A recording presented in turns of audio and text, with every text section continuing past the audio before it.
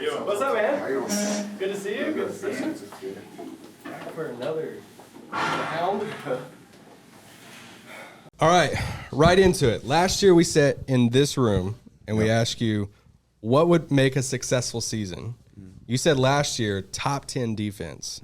What's the answer this year? Continue to stay top 5 defense. Last year we set goals for ourselves at the beginning of the season on what we wanted to do. Like leading up to about December, we was kind of struggling a little bit, but we got back to our basics of our ultimate goals at the end of the season, and that was, finishing in the top 10 on defense. And if we did that, it would have took us far, and we achieved that goal. So this year, got to set a new goal and be top 5. Last year you said top 10, and I kind of laughed because it didn't seem like it was an achievable goal. What made you think that this team was capable of that, and now what do you see from this team that could be top 5?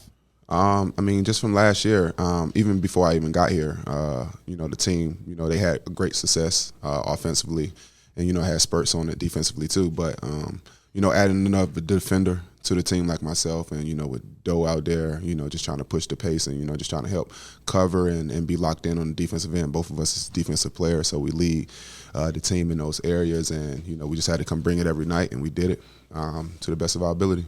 You had a long playoff run last year. Do you have a favorite moment from it? Favorite moment is probably Game 7.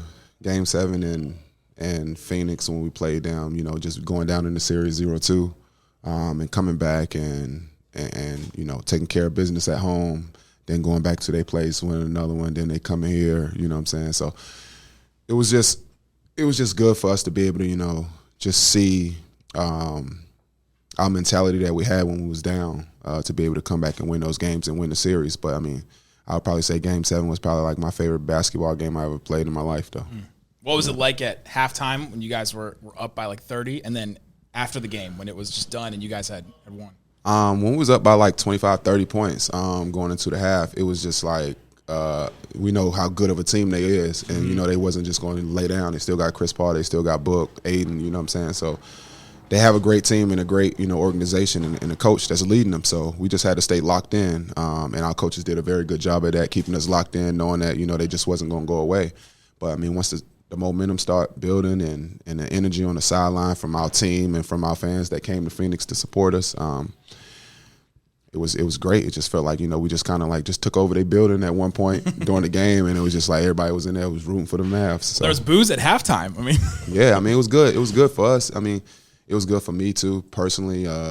Just everything that I've been through in my life and throughout my career, just being able to be, one of the last, at that time, 4 teams or something playing. So it was a blessing that, that I was even in that moment. So just being able to play against them, it's a great team. So what'd you learn about the long playoff run that you can apply to this year?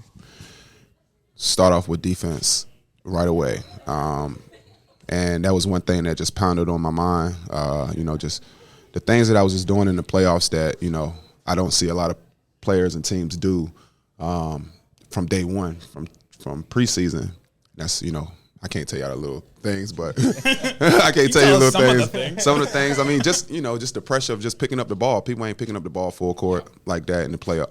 In regular season or preseason or anything like that. So if you build those habits early, it'll just be second nature for you when the playoffs come to get you very prepared for it. Your role changed a lot last year. At the beginning of the season, you were playing 15, 20 minutes, and in the playoffs, you were playing 45, 46 minutes. What was it like to go from that start of the season all the way through to build that trust with Jason Kidd, or what do you think was the biggest reason? The trust definitely built throughout the year. Sweeney is definitely a coach of mine that, is always in my ear on the defensive end and working with me on my shot and, just keeping me comfortable out there. He always give us the keys to success for each game. So having coaching staff like that and the coaching staff that believe in your abilities is good. But, like I said, I just knew that, God blessed me with great lungs to be able to, go from 15 playing 45 in the playoffs and then, being clocked out as one of the top players in the playoffs to play log a lot of minutes. So it was good, man. I prayed for days like that to be able to, just be playing in such a high intense game like that and having the opportunity to go out there with a Mavs uniform on and compete. That's everything I prayed for and always wanted to do throughout my career. All right, we got some fun ones for you.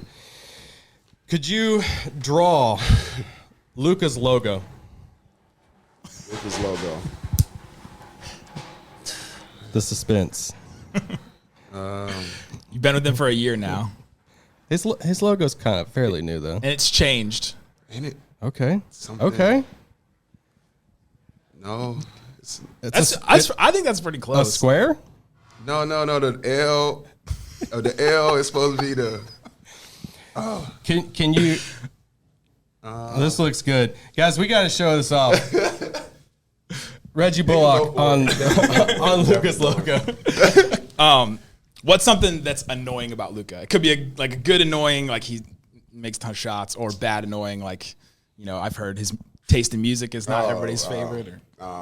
Yeah, I would probably say the music. With me being from the South, well, from North Carolina, it's considered the South over there, East Coast, whatever. But just coming from over there, I hear a lot of Southern hip hop music, and then when I got here to this team, I hear a lot of overseas music, Slovenian music, and stuff like that. So hearing that, you definitely get bored down a little bit in the locker room, especially a player like myself that listen to different music. So that's probably one of the little annoying things. If you could watch a reality show about any teammate's life, what teammate would you pick?